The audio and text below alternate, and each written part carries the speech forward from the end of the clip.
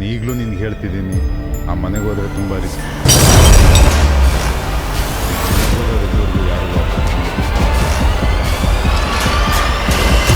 ಹಗಲೊತ್ತಲ್ಲೂ ಕೂಡ ಇಲ್ಲಿ ಭಯಂಕರವಾದ ಸೌಂಡ್ಗಳು ಕೇಳೋದ್ರಿಂದ ಈ ಮನೆ ಕಡೆ ಯಾರು ತಲೆ ಹಾಕಲ್ಲ.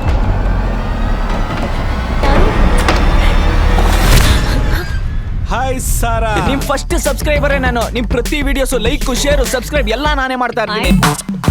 ವಾವ್, ಸ್ವರ್ಗ. ಸ್ವರ್ಗನಾ? It's a haunted house.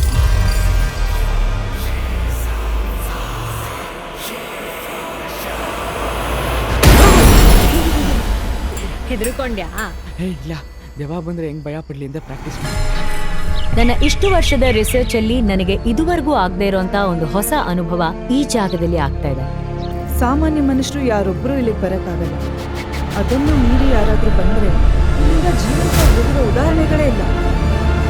ಯಾಕಂದ್ರೆ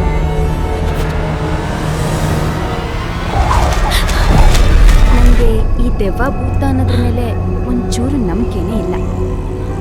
ನಾನಿಲ್ಲಿ ಬಂದಿರೋ ಉದ್ದೇಶನೂ ಇದನ್ನೆಲ್ಲ ಹೋಪ್ಸ್ ಅಂತ ಪ್ರೂವ್ ಮಾಡೋದಿಲ್ಲ.